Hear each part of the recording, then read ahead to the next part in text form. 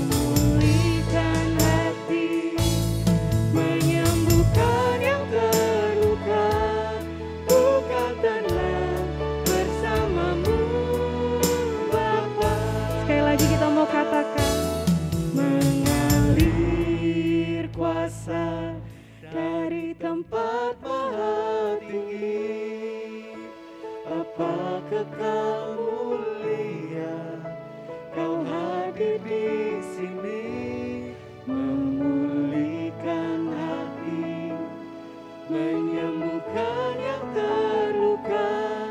Ku kan tenang bersamamu, Bapa.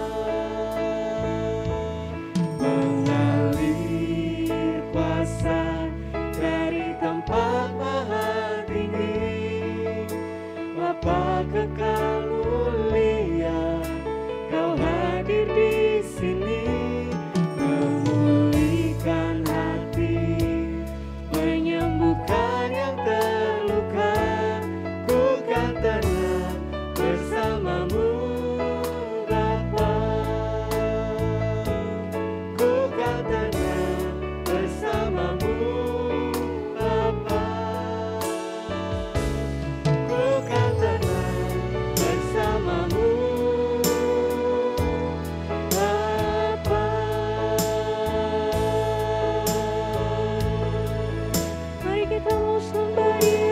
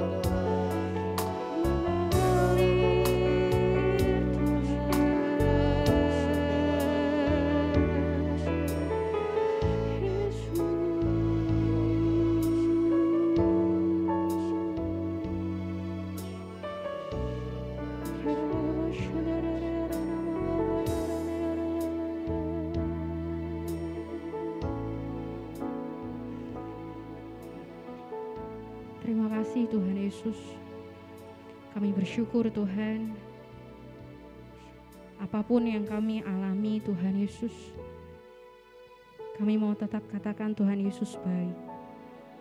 Tuhan Yesus, saat ini kami mau bersatu hati Tuhan di dalam Tuhan. Kami mau berdoa Tuhan untuk setiap anak-anak-Mu Tuhan yang saat ini mungkin mereka sedang sakit Bapa. Apapun Tuhan yang saat ini mereka alami, sakit apapun itu Tuhan. Kami mau bersatu hati di dalam nama Tuhan Yesus Kristus, Tuhan Yesus yang sembuhkan ya Bapa. Tuhan Yesus yang pulihkan Tuhan. Kiranya Engkau Tuhan yang akan memberikan penghiburan untuk setiap kami Bapa. Untuk kami boleh tetap semangat Tuhan, boleh kami tetap kuat Tuhan di dalam Tuhan Yesus. Tuhan, Kami tidak mau pernah menyerah Tuhan, dan kami tidak mau Tuhan Yesus, apapun yang terjadi Tuhan, itu melemahkan iman kami. Kuatkan dan teguhkanlah iman kami Tuhan. Karena hanya Engkau Tuhan Yesus satu-satunya sumber kami, satu-satunya pengharapan di dalam kehidupan kami Tuhan. Tuhan terima kasih, Tuhan jamah setiap anak-anak-Mu Tuhan dimanapun mereka berada Bapa. Kami percaya Tuhan kuasa-Mu yang sempurna dan tidak terbatas Tuhan. Tuhan yang alirkan Tuhan dalam setiap kehidupan anak-anak-Mu Bapa. Saat ini juga Bapa. Terima kasih Tuhan, terima kasih. Dan pada hari ini Tuhan kami bersatu hati untuk beribadah Tuhan Yesus, untuk memuji dan memuliakan nama-Mu Tuhan. Biarlah kiranya Tuhan damai sejahtera-Mu Tuhan itu mengalir Tuhan ke atas hidup kami Bapa. Terima kasih Tuhan, hanya di dalam berkat nama Tuhan Yesus Kristus pimpin ibadah kami Tuhan dari awal pertengahan hingga akhirnya. Dan kami semua yang percaya kami mau katakan amin. Haleluya. Beri kemuliaan buat Tuhan kita. Haleluya. Bapak Ibu yang dikasihi Tuhan, jangan pernah khawatir, jangan pernah gentar. Tetap percaya ada Tuhan Yesus, satu-satunya sumber kekuatan dalam kehidupan kita.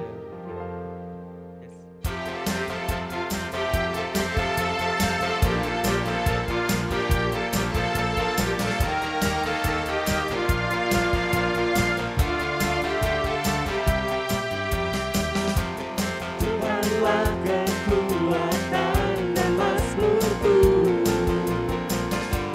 Dia gunung batu dan keselamatanku. Hanya padamu hatiku percaya,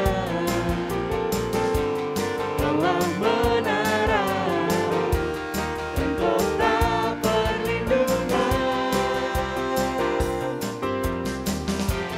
Ku mau selalu bersyukur, sebab cinta-Mu padaku takkan pernah berubah. Hatiku percaya, walau bumi bergoncang, gunung-gunung beranjak, namun kasih setia-Mu tak pergi dariku. Haleluya. Amin.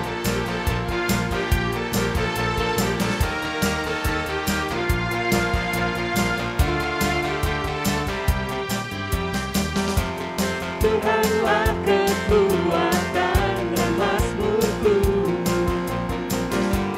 Dia gunung batu dan keselamatanku. Hanya padamu hatiku percaya, Kaulah menara dan kota perlindungan. Kami mau selalu bersyukur Tuhan. Ku mau selalu bersyukur, sebab cinta-Mu padaku takkan pernah berubah. Hatiku percaya, walau bumi bergoncang, gunung-gunung beranjak, namun kasih setia-Mu tak pergi dariku. Engkaulah Tuhan kekuatan kami Tuhan.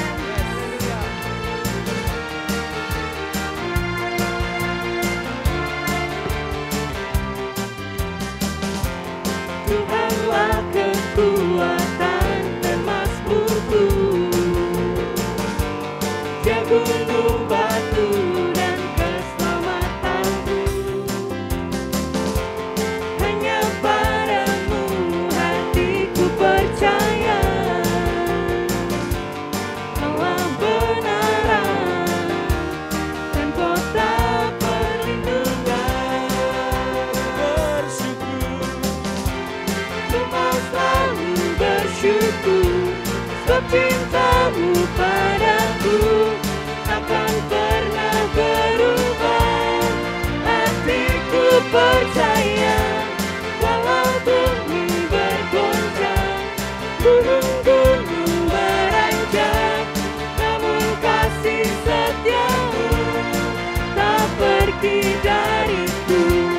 Ku mau selalu bersyukur, sebab cinta-Mu padaku takkan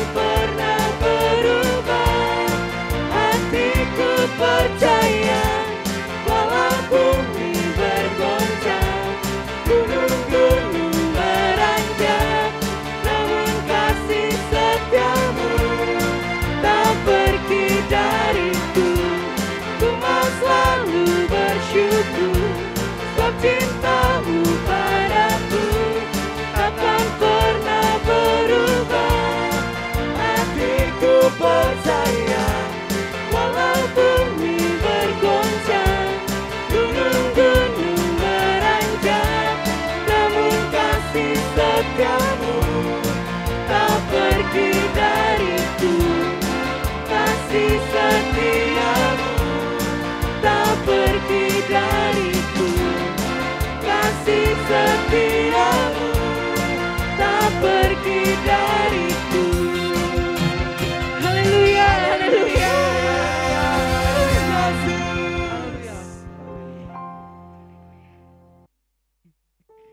Mari kita mau siapkan hati kita Bapak Ibu untuk masuk dalam firman Tuhan. Kami perlu Engkau Tuhan dalam kehidupan kami. Kami perlu keajaiban-Mu Tuhan terjadi dalam hidup kami Tuhan.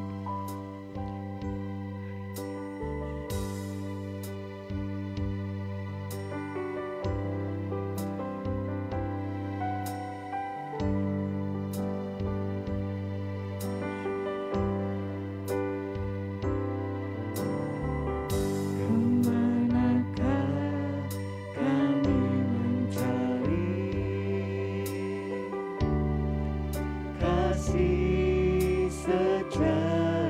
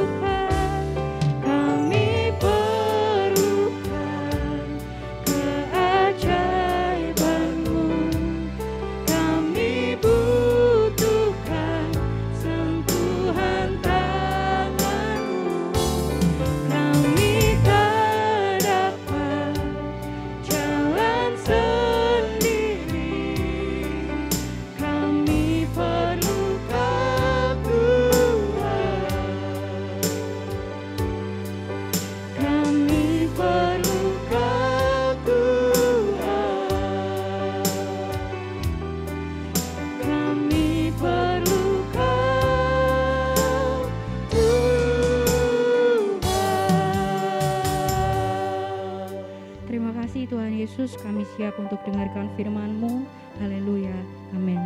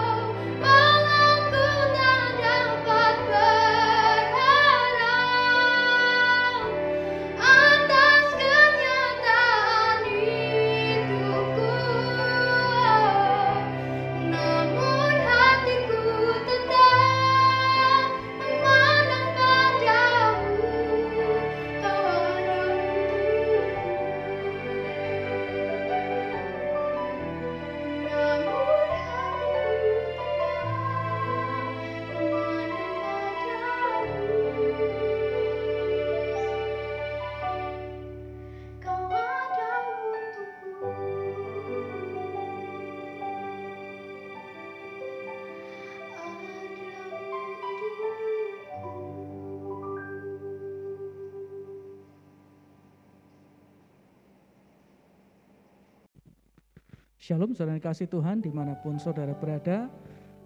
Mari kita akan kembali sekali lagi berdoa sebelum kita akan mendengarkan renungan firman Tuhan untuk hari ini. Mari kita berdoa. Terima kasih Bapak Surgawi, Bapak yang baik dalam hidup kami, yang selalu baik dalam hidup kami. Terima kasih untuk hari ini, untuk berkat-Mu, untuk apapun kondisi kami saat ini. Kami naikkan syukur kami atas segala kebaikan-Mu Tuhan. Karena kami tahu tidak pernah meninggalkan kami barang sedetik pun Tuhan. Sebentar Tuhan kami mau dengarkan firman-Mu, kami mau terima firman-Mu Tuhan. Biarlah firman-Mu ini boleh menjadi rema buat hidup kami, tertanam dalam tanah hati yang baik dan berbuah hingga 100 kali ganda. Mampukan juga hamba-Mu untuk bisa menyampaikan apa yang jadi pesan-Mu buat kami semua. Dan biar segala kemuliaan hanya bagi-Mu Tuhan. Kami serahkan semua dalam nama Tuhan Yesus Kristus. Haleluya. Amin. Amin. Haleluya. Nah, saudara kasih Tuhan, kalau kita membaca di dalam Alkitab kita, Alkitab mencatat ada kisah tentang 12 pengintai dari bangsa Israel yang dikirim oleh Musa untuk mengintai atau menyelidiki tanah Kanaan di dalam Kitab Bilangan pasal 13 dan pasal 14. Ya, saudara nanti bisa baca sendiri saudara di tempat saudara masing-masing. Ketika mereka kembali dari pengintaian mereka, maka dari 12 pengintai ini 10 pengintai menyebabkan orang Israel, bangsa Israel menjadi takut dan gentar. Karena 10 pengintai itu mengatakan mereka akan menghadapi masalah yang besar, yaitu melawan orang-orang raksasa penduduk tanah Kanaan. Dan berita itu saudara membuat seluruh bangsa Israel menjadi ketakutan saudara. Nah lalu apa yang kemudian terjadi ketika bangsa Israel ini ketakutan? Mari saya ajak kita lihat beberapa ayat di dalam Bilangan pasal 14 ayat yang pertama sampai ayat yang keempat. Bilangan pasal 14 ayat pertama sampai ayat yang keempat. Lalu segenap umat itu mengeluarkan suara nyaring dan bangsa itu menangis pada malam itu. Bersungut-sungutlah semua orang Israel kepada Musa dan Harun, dan segenap umat itu berkata kepada mereka, sekiranya kami mati di tanah Mesir atau di padang gurun ini. Mengapakah Tuhan membawa kami ke negeri ini, supaya kami tewas oleh pedang dan istri serta anak-anak kami menjadi tawanan? Bukankah lebih baik kami pulang ke Mesir? Dan mereka berkata seorang kepada yang lain, baiklah kita mengangkat seorang pemimpin lalu pulang ke Mesir, saudara. Ketika bangsa Israel ketakutan, dikatakan bahwa kemudian mereka mengeluarkan suara nyaring, meratap dan menangis sepanjang malam. Nah hari ini saya mau ajak kita belajar bersama tentang bahaya dari ketakutan, saudara. Ya dari kisah ini kita bisa belajar beberapa hal tentang ketakutan dari kisah bangsa Israel. Yang pertama, kita bisa belajar bahwa ketakutan, yang namanya ketakutan, jika sampai menguasai hidup seseorang, maka akibatnya bisa sangat berbahaya. Ketakutan jika sampai menguasai hidup seseorang, akibatnya bisa sangat berbahaya. Mari kita baca sekali lagi Bilangan 14 ayat yang pertama. Di sana dikatakan lalu segenap umat itu mengeluarkan suara nyaring dan bangsa itu menangis pada malam itu. Ayat tadi mengatakan segenap umat itu mengeluarkan suara nyaring dan menangis malam itu. Terjemahan lain mengatakan dengan mereka mengeluh, meratap dan sepanjang malam menangis, saudara. Mengeluh, meratap dan sepanjang malam menangis. Mengapa ketakutan itu berbahaya, saudara? Kalau sampai menguasai hidup seseorang, mengapa ketakutan berbahaya? Baik, tidak ada beberapa alasan. Yang pertama adalah karena ketakutan itu bisa membuat seseorang menjadi lemah dan merasa sudah kalah, saudara. Orang yang dikuasai ketakutan akan merasa lemah dan merasa sudah kalah. Ayat tadi mengatakan segenap umat itu meratap. Siapa yang dikatakan segenap umat ini? Mereka adalah bangsa Israel, saudara. Mereka adalah bangsa pilihan Tuhan. Mereka adalah bangsa yang disertai Tuhan yang tidak mungkin kalah, saudara. Tapi saudara, dikatakan mereka menangis dan meratap sepanjang malam. Pertanyaannya begini, saudara. Apakah ketika mereka meratap itu, mereka sudah berperang melawan orang Kanaan, raksasa Kanaan, dan kemudian mereka kalah? Belum, saudara. Bahkan kalau kita baca dalam firman faktanya dari semua orang yang meratap sepanjang malam itu, semalam-malaman meratap menangis, ya meraung-raung saudara. Faktanya hanya ada 12 orang yang pernah melihat raksasa itu seperti apa. Hanya ada 12 orang yang pernah lihat raksasa Kanaan itu seperti apa. Sisanya yang berjuta-juta yang menangis sepanjang malam itu tidak pernah lihat, belum pernah ketemu, apalagi berperang melawan raksasa itu, saudara. Tidak, saudara, belum pernah ketemu, saudara. Tapi dikatakan mereka sudah meratap dan menangis sepanjang malam. Lalu mengapa mereka meratap dan menangis? Karena ketakutan, saudara. Ya, karena ketakutan. Jadi ketakutan kalau sudah menguasai seseorang, bisa membuat orang itu menjadi merasa lemah, merasa kalah sebelum berperang. Kalau kita baca firman Tuhan, dalam hukum perang di Israel, di sana dikatakan siapa yang takut, jangan ikut berperang. Pulang saja ke rumah, jangan ikut berperang. Mengapa? Karena orang yang takut ikut perang, pasti cuma setor nyawa, saudara. Ya setor nyawa saja. Orang yang takut ikut berperang, pasti tidak berani maju. Dan pasti mudah dibunuh oleh musuhnya. Karena kalau ketemu musuh sudah gemeteran, sudah merasa kalah, sudah merasa pasti mati, saudara. Nah, saudara, jadi ini yang pertama. Ketakutan bisa buat seseorang menjadi merasa lemah dan merasa sudah kalah. Alasan kedua, mengapa ketakutan itu berbahaya kalau sampai menguasai hidup seseorang? Karena ketakutan akan membuat seseorang merasa tidak punya harapan, saudara. Ketakutan membuat seseorang merasa tidak punya harapan. Mengapa orang Israel ketakutan? Karena mereka merasa tidak ada jalan lain untuk mengatasi masalah mereka, yaitu bagaimana mereka bisa mengalahkan para raksasa di tanah Kanaan. Mereka kehilangan harapan. Saudara dikasih Tuhan, biasanya rasa takut itu muncul, itu ada tahapannya, saudara. Misalnya begini, ketika seseorang menghadapi satu masalah yang berat dalam hidupnya, maka pada umumnya dia akan mencari solusi atas masalahnya itu. Dengan pikirannya, dengan pengalamannya, dengan kemampuannya, dengan kepandaiannya sendiri, dia akan cari solusi atas masalahnya.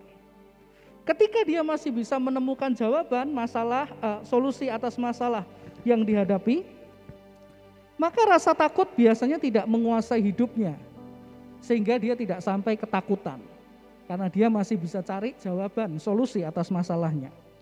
Tapi saudara, jika dirinya dengan segala yang ia miliki, tidak lagi bisa menemukan jawaban atau solusi atas masalah yang ia hadapi, maka dia akan masuk ke tahap yang kedua, yaitu mencari solusi atau jawaban dari pihak lain. Misalnya dari temannya, dari saudaranya, dari keluarganya yang dia rasa mampu menolong dia atau mau menolong dia. Jika seseorang tidak bisa mengatasi masalah sendirian, tapi dia tahu ada teman yang bisa tolong dia, ada keluarga yang bisa tolong dia, saudara, maka biasanya orang ini juga tidak dikuasai ketakutan. Karena apa? Dia masih ada solusi buat masalahnya. Nah, tetapi keadaannya berbeda. Jika dia merasa baik ia maupun kenalannya, orang yang dia tahu keluarganya, tidak bisa mengatasi masalahnya, padahal masalahnya itu berat. Nah, disitulah biasanya rasa takut akan mulai muncul. Makin berat masalahnya, tanpa ada solusi, tanpa ada jawaban, maka makin besar rasa takutnya. Sehingga akhirnya rasa takut itu akan mulai menguasai dia, berubah menjadi ketakutan yang besar, karena dia melihat tidak ada harapan buat masalahnya, saudara. Nah, bangsa Israel pada waktu itu merasa bahwa mereka tidak sanggup melawan para raksasa orang Kanaan, juga mereka merasa tidak ada pihak lain termasuk Tuhan yang bisa menolong mereka. Karena itulah mereka sangat ketakutan. Karena mereka merasa tidak ada harapan. Nah, sayangnya kondisi seperti ini seringkali juga dialami oleh banyak anak Tuhan. Ketika mereka menghadapi masalah, tidak sanggup ketemu jawabannya.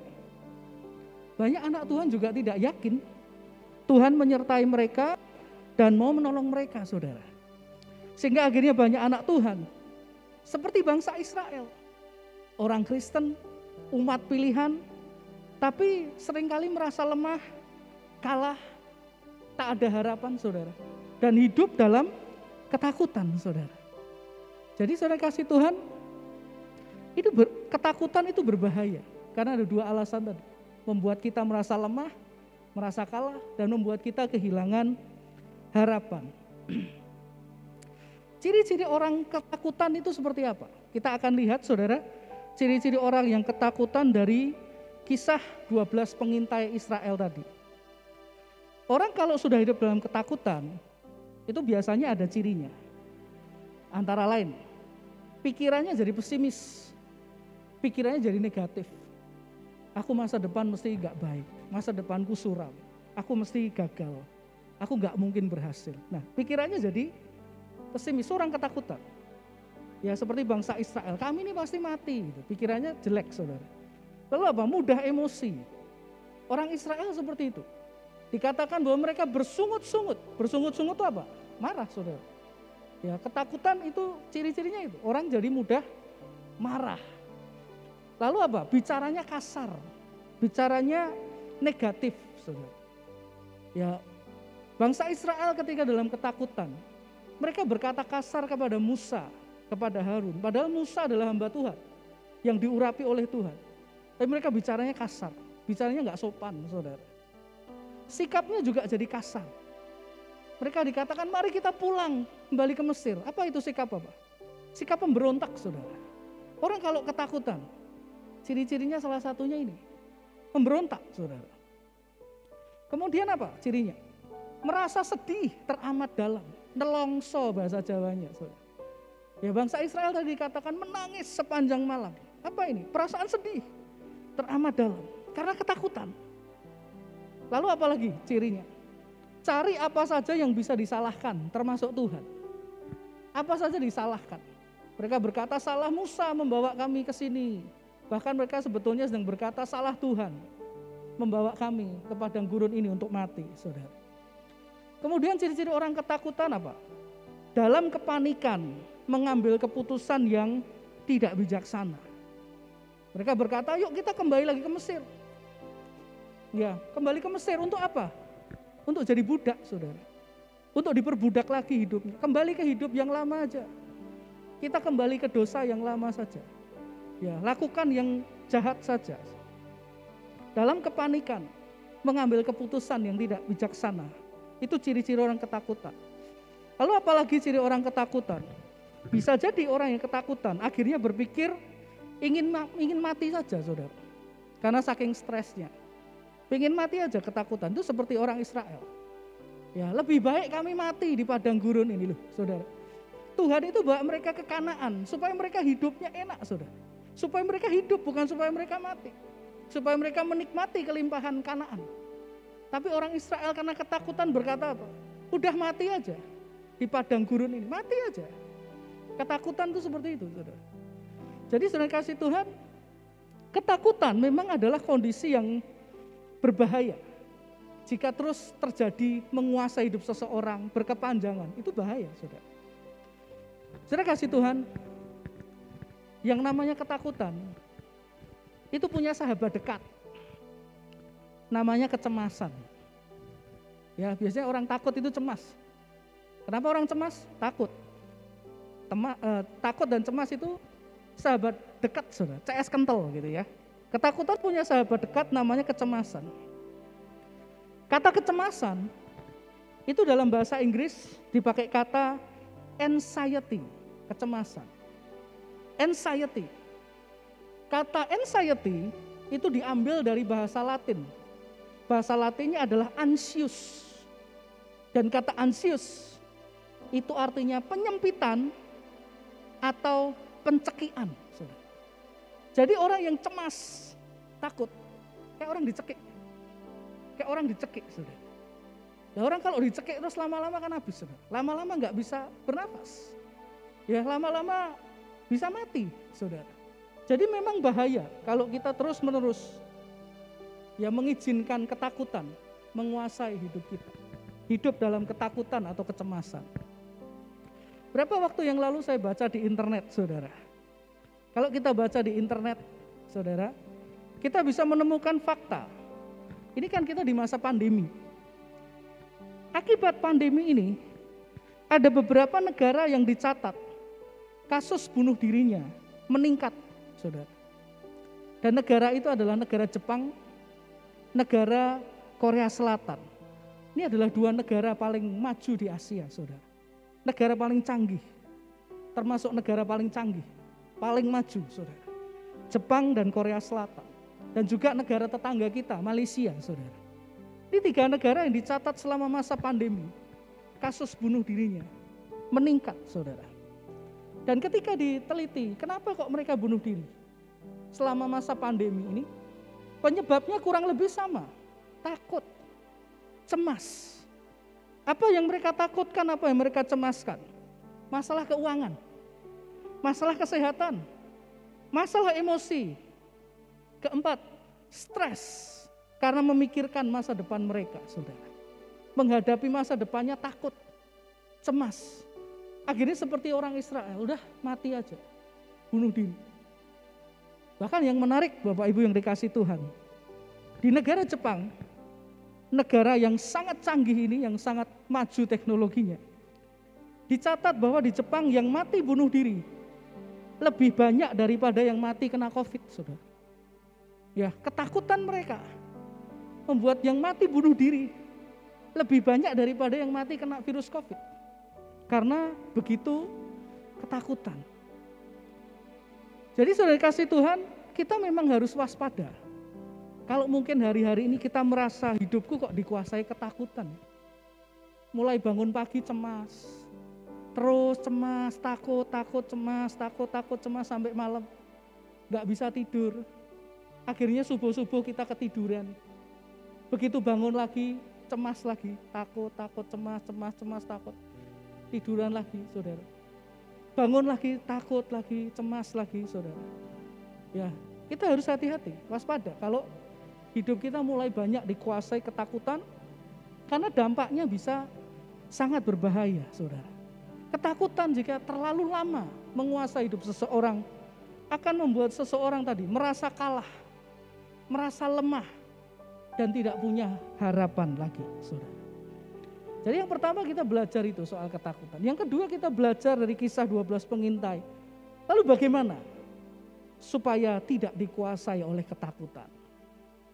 Menarik sekali bahwa dalam kisah 12 pengintai, kita bisa melihat bahwa ada satu sikap yang berbeda ditunjukkan oleh sekelompok kecil dari bangsa Israel yang dicatat oleh Alkitab tidak dikuasai oleh ketakutan seperti saudara-saudara mereka yang lain, bangsa Israel. Siapa mereka? Mari saya ajak kita kembali buka Alkitab kita di dalam Bilangan 14 ayat 6 sampai ayat yang ke-9. Bilangan 14 ayat 6 sampai ayat yang ke-9. Tetapi Yosua bin Nun dan Kaleb bin Yefune yang termasuk orang-orang yang telah mengintai negeri itu mengoyakkan pakaiannya dan berkata kepada segenap umat Israel, negeri yang kami lalui untuk diintai itu adalah luar biasa baiknya. Jika Tuhan berkenan kepada kita, maka Ia akan membawa kita masuk ke negeri itu dan memberikannya kepada kita. Suatu negeri yang berlimpah-limpah susu dan madunya. Hanya janganlah memberontak kepada Tuhan dan janganlah takut kepada bangsa negeri itu, sebab mereka akan kita telan habis. Yang melindungi mereka sudah meninggalkan mereka. Sedang Tuhan menyertai kita. Diulang lagi, janganlah takut kepada mereka. Bayangkan saudara, mereka berkata dua kali, jangan takut, jangan takut. Kelompok ini adalah kelompok Yosua dan Kaleb. Mereka mengatakan jangan takut kepada bangsa Israel, saudara, nggak usah takut kepada bangsa Kanaan, kepada raksasa Kanaan. Yang dihadapi sebetulnya sama, Yosua dan Kaleb juga menghadapi raksasa Kanaan, saudara. Tetapi mereka tidak merasa ketakutan, karena mereka yakin pasti menang bersama dengan Tuhan, saudara. Jadi kita lihat dalam kisah ini, masalahnya sama, kondisinya sama, saudara. Tetapi sebagian besar ketakutan luar biasa, sebagian kecil tidak dikuasai oleh ketakutan. Padahal jangan lupa, Alkitab tadi mengatakan Yosua dan Kaleb termasuk orang-orang yang mengintai negeri itu. Artinya apa? Mereka termasuk orang yang lihat raksasa itu sebesar apa. Mereka termasuk orang yang lihat raksasa Kanaan setinggi apa. Perlengkapan perangnya sehebat apa. Pertahanannya sehebat apa. Ya, kekuatannya kira-kira seperti apa. Mereka lihat dengan mata mereka sendiri. Tapi dikatakan mereka gak takut, saudara. Ketakutan tidak menguasai mereka. Keren sekali, saudara. Sementara yang lain yang gak pernah lihat ketakutan. Mereka yang lihat berkata, gak usah takut, kita pasti menang, saudara. Dari sini kita bisa menyimpulkan bahwa sebetulnya yang namanya ketakutan itu adalah pilihan, saudara.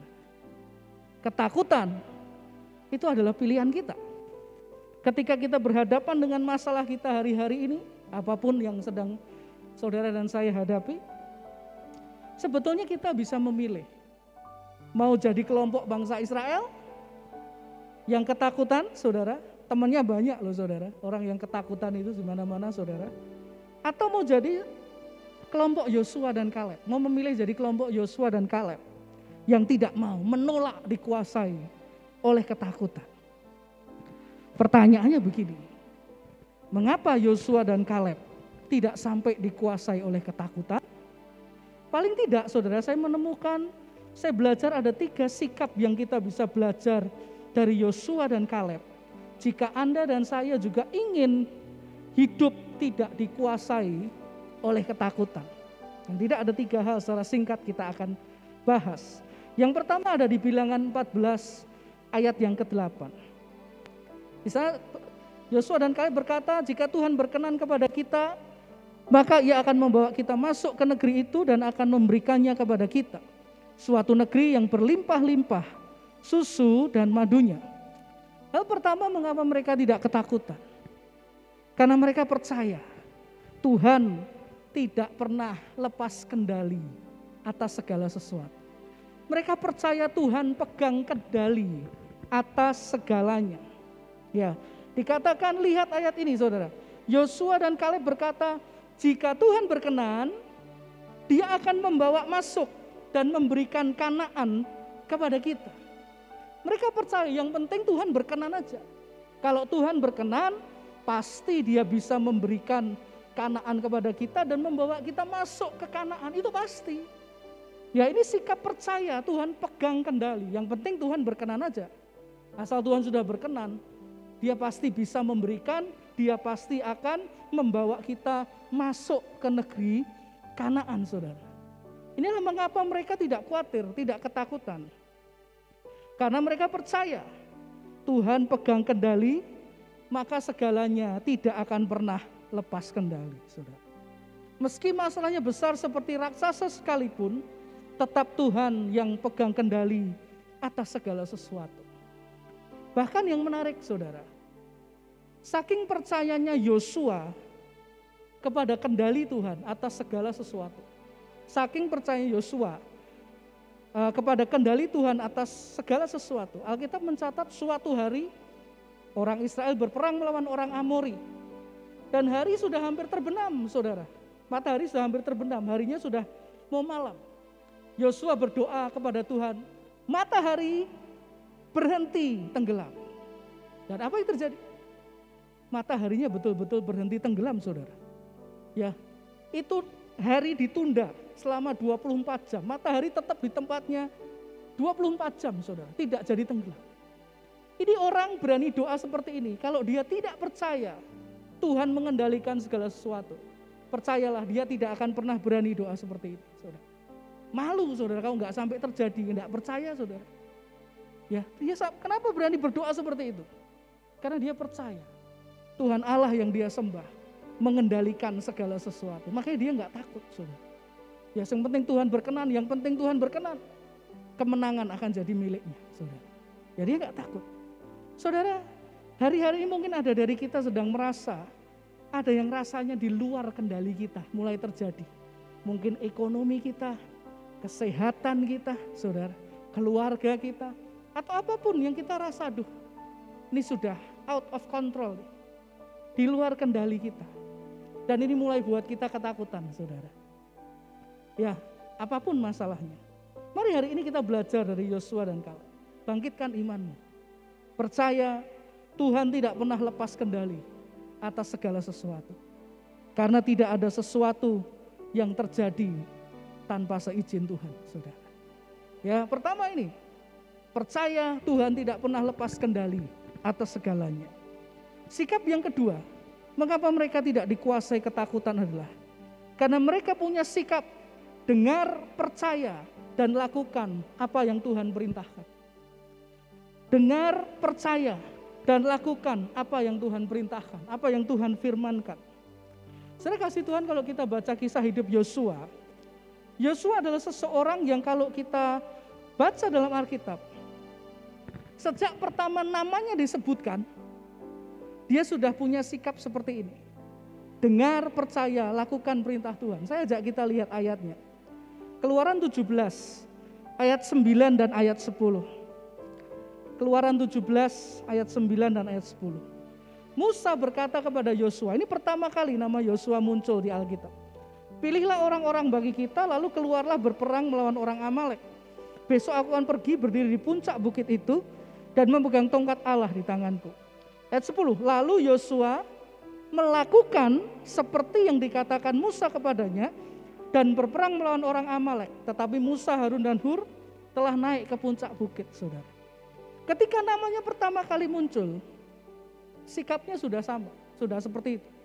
Dengar, percaya, lakukan. Yang dia dengar dari Musa itu perintah Tuhan untuk melawan orang Amalek. Ketika dia dengar firman dari Musa hamba Tuhan itu, dia tidak nawar, dia tidak pertimbangkan dulu, tidak, saudara. Ketika dia tahu itu firman Tuhan, itu rema buat bangsa Israel, saudara. Dia dengar, percaya, lakukan. Kaleb juga demikian, saudara. Ketika dia dapat perintah dari Tuhan, maka dia dengar, percaya, lakukan firman Tuhan. Ini sikap kedua yang perlu kita miliki ketika kita menghadapi tantangan yang tidak mudah. Hari-hari ini saya percaya banyak kabar kita dengar yang menyedihkan dan menakutkan di sekeliling kita. Ya, saudara. Karena itu saya ingatkan, jangan lupa isi hidup kita lebih banyak dengan firman Tuhan yang hidup. Dan kalau kita mendengar firman Tuhan, miliki sikap seperti Yosua dan Kaleb. Dengar, percaya, lakukan firman Tuhan, saudara. Jadi hari ini kalau mungkin saudara punya lebih banyak waktu di rumah, mari pakai dengan lebih banyak berdoa. Ya, perbanyak waktu untuk berdoa. Doa yang saya maksud di sini bukan hanya berdoa kita mengutarakan segala kebutuhan dan permasalahan dan unek-unek kita kepada Tuhan lalu amin. Tapi lebih daripada itu adalah berdoa untuk setelah kita menyampaikan permohonan kita, berilah waktu untuk duduk diam dan mendengar apa yang Tuhan mau katakan kepada kita. Dan apa yang Tuhan katakan, perintahkan, itu yang kita percayai dan kita lakukan. Saudara kasih Tuhan, kalau Anda belum yakin, silahkan Anda baca Alkitab. Dari kitab Kejadian sampai Wahyu. Semua kisah orang yang memilih untuk mendengar, percaya dan lakukan firman Tuhan. Saat mereka berhadapan dengan masalah yang menakutkan, maka semua kisah itu selalu berakhir happy ending, saudara. Semua kisah itu berakhir dengan mereka dibebaskan dari ketakutan dan mereka mendapatkan kemenangan. Kalau Alkitab mencatat begitu banyak kisah seperti itu, lalu kita juga ikut dengar, percaya dan lakukan firman, apakah hasilnya akan sama? Tentu saja, saudara. Jadi saudara kasih Tuhan, ini yang menyebabkan yang kedua, mengapa Kaleb dan Yosua dan Kaleb tidak dikuasai ketakutan. Karena mereka memilih untuk dengar, percaya dan lakukan firman. Bukan dengar dan biarkan ketakutan menguasai mereka dalam hidup mereka, saudara. Tapi mereka dengar, percaya, lakukan firman. Yang ketiga, mengapa mereka tidak dikuasai oleh ketakutan?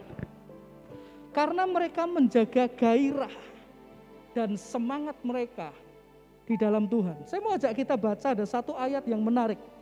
Di dalam Keluaran 33 ayat yang ke-11. Keluaran 33 ayat 11. Dan Tuhan berbicara kepada Musa dengan berhadapan muka seperti seorang berbicara kepada temannya. Kemudian kembalilah ia ke perkemahan. Nah, perhatikan ini saudara. Tetapi abdinya Yosua bin Nun, seorang yang masih muda, tidaklah meninggalkan kemah itu. Ya, dikatakan Musa dan Yosua masuk ke sebuah kemah. Musa kemudian kembali ke perkemahan, tetapi Yosua bin Nun, seorang yang masih muda, tidak meninggalkan kemah itu. Kemah itu kemah apa, saudara? Kemah itu kemah apa? Coba lihat di ayat yang ke-7. Sesudah itu Musa mengambil kemah dan membentangkannya di luar perkemahan jauh dari perkemahan. Dan menamainya kemah pertemuan atau kemah perjumpaan dengan Tuhan. Setiap orang yang mencari Tuhan, keluarlah ia pergi ke kemah pertemuan yang di luar perkemahan. Jadi kemah apa itu? Kemah tempat orang ketemu dengan Tuhan, cari Tuhan, saudara. Saya percaya Musa ini kalau doa pasti tidak sebentar. Kalau ketemu Tuhan, nikmati hadirat Tuhan, lama, saudara. Tapi Alkitab mencatat ketika Musa sudah keluar, Yosua belum keluar. Ini gambaran apa? Gambaran orang yang cari Tuhan dengan sungguh-sungguh, bergairah. Ya, di dalam kemah ketemu dengan Tuhan, mencari Tuhan, dia bersemangat, saudara. Dia bergairah karena dia ingin berjumpa dengan Tuhan, saudara. Ya, Musa sudah selesai, dia berkata, belum, aku belum selesai. Aku masih mau Tuhan lebih dan lebih lagi dalam hidupku. Bagaimana dengan Kaleb? Kaleb dikatakan di dalam Bilangan 14 ayat 24, Tuhan berkata, Tuhan yang berkata, saudara, Kaleb mengikuti aku dengan sepenuhnya. Kata sepenuhnya dalam bahasa Inggris dipakai kata passionately. Kata passionately artinya apa? Bergairah, dengan semangat, saudara. Jadi mengapa mereka tidak dikuasai ketakutan? Karena mereka jaga semangat mereka, gairah mereka di dalam Tuhan. Mereka cari Tuhan dengan sungguh-sungguh. Mereka jaga api mereka di dalam Tuhan tetap menyala. Semangat mereka di dalam Tuhan tetap menyala, saudara.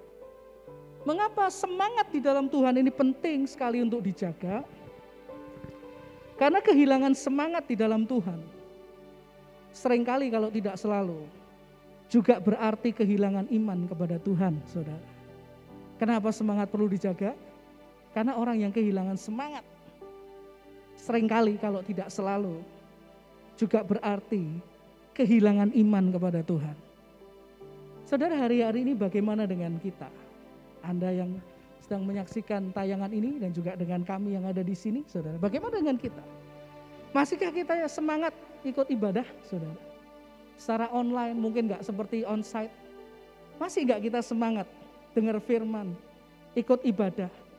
Masihkah Anda dan saya, kita semua semangat berdoa dan mencari Tuhan? Apakah kita masih semangat cari Tuhan? Coba saudara, kita bayangkan, jika ada anak-anak Tuhan, ibadahnya malas, doanya malas, saat teduh malas, baca Alkitab malas, saudara. Ibadah malas, cari Tuhan malas. Apa mungkin imannya kuat? Tidak mungkin, saudara. Kalau kita malas dalam Tuhan, kehilangan semangat dalam Tuhan, cepat atau lambat, iman kita pasti kolaps.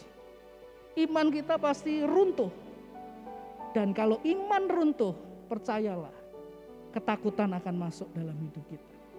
Karena iman dan ketakutan itu musuh besar, saudara. Makin besar iman kita, makin kecil ketakutan kita. Tapi makin kecil iman kita, makin besar ketakutan kita, saudara. Jadi mari saudara, hari ini apapun yang sedang kita hadapi, bahkan mungkin yang rasanya di luar kendali kita, tetap pilih jadi orang-orang yang jangan mau dikuasai oleh ketakutan. Mari belajar seperti Yosua dan Kaleb. Mereka mengatasi ketakutan karena pertama mereka percaya Tuhan pegang kendali atas segala sesuatu. Tidak ada yang terjadi di luar kehendak dan rencana Tuhan. Dan yang kedua, mereka punya sikap dengar, percaya, lakukan apa yang Tuhan firmankan bagi hidup mereka. Dan yang ketiga, mereka menjaga, tetap semangat, tetap bergairah di dalam Tuhan. Dan ini membuat mereka, hanya 2 orang ini saudara, yang akhirnya masuk ke tanah Kanaan saudara. Masuk dapat kemenangan, masuk dapat tanah yang berlimpah-limpah susu dan madunya. Janji Tuhan dikenapi dalam hidup mereka. Mereka menang dan ketakutan tidak menguasai mereka. Jadi saudara kasih Tuhan, mari dimanapun saudara berada, jangan biarkan ketakutan menguasai kita. Kita dengar firman Tuhan, percaya, lakukan saudara firman Tuhan. Amin. Mari kita berdoa untuk firman Tuhan hari ini. Terima kasih Tuhan. Bersyukur untuk firman-Mu Tuhan. Kami berdoa Tuhan biar kami juga terus kuat di dalam Tuhan. Tidak menjadi lemah, tidak menjadi lesu, tidak menjadi kecut dan tawar hati. Tapi biarlah kami kuat di dalam Engkau seperti Kaleb dan Yosua. Meskipun mungkin kami saat ini sedang menghadapi masalah yang tidak mudah. Tapi kami mau bangkitkan iman kami. Kami mau kejar Engkau lebih lagi Tuhan. Karena kami tahu bersama dengan Engkau, kami akan selalu ada di pihak yang menang. Terima kasih untuk firman-Mu. Biar jadi rema buat kami semua. Kami serahkan semua dalam nama Tuhan Yesus Kristus. Haleluya. Amin. Haleluya. Tuhan berkati kita semua. Amin. Shalom jemaat yang kasih Tuhan. Saat ini saya juga akan menyampaikan beberapa informasi kegiatan gereja kita.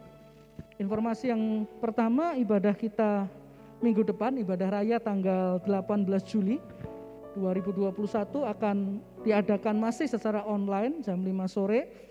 Saudara dapat saksikan di channel YouTube GPI Semarang Indah, dan ibadah akan dilayani oleh Bapak Pendeta Muda Samuel Lloyd Prayitno. Pengumuman yang kedua bagi jemaat yang akan berikan persembahannya, baik itu persembahan kasih, persembahan khusus ataupun persepuluhan, dapat dilakukan melalui transfer ke nomor rekening yang akan kami tampilkan pada akhir tayangan ini, atau juga dapat saudara sekalian lihat pada kolom deskripsi. Dan jangan lupa marilah kita terus berdoa agar Tuhan menjagai, melindungi, menyatakan kuasa-Nya atas bangsa dan negara kita, agar bisa segera terbebas dari pandemi virus COVID-19 ini. Dan kami juga tetap ingatkan, mari lakukan protokol 5M, memakai masker, menjaga jarak, mencuci tangan, menghindari kerumunan dan mengurangi mobilitas. Nah sekarang marilah kita akan mengakhiri ibadah kita hari ini dengan menerima doa berkat. Terima kasih Tuhan, kami sungguh bersyukur untuk kesempatan yang masih Engkau berikan buat kami. Terima kasih Tuhan, kami boleh memuji-Mu, membesarkan nama-Mu, menerima berkat firman-Mu, dan sebentar kami mau akhiri ibadah kami. Kami berdoa dimanapun kami berada, curahkanlah berkat-Mu Bapa atas kami semua. Bapak Ibu yang dikasihi Tuhan, pada akhir ibadah online kita hari ini, mari angkatlah kedua tangan-Mu kepada Tuhan, tangkap, terimalah berkat Tuhan atas hidup-Mu. Tuhan memberkati keluarga dan rumah tanggamu, Tuhan memberkati usaha dan pekerjaanmu, Tuhan memberkati engkau dengan kesehatan yang baik, Tuhan memberkati pendidikan yang engkau jalani, Tuhan memberkati pelayanan makin dahsyat dan makin luar biasa, Tuhan memberkati engkau sehingga hidupmu berhasil, beruntung dan berkemenangan. Tuhan memberkati engkau dan melindungi engkau, Tuhan menyinari engkau dengan wajah-Nya dan memberi engkau kasih karunia. Tuhan menghadapkan wajah-Nya kepadamu dan memberi engkau kasih karunia, memberi engkau damai sejahtera dari sekarang sampai Maranatha, saat Tuhan Yesus yang sangat kita kasihi datang kembali untuk kali yang kedua. Dan semua yang percaya terima berkat Tuhan berkata amin. Amin. Amin. Haleluya.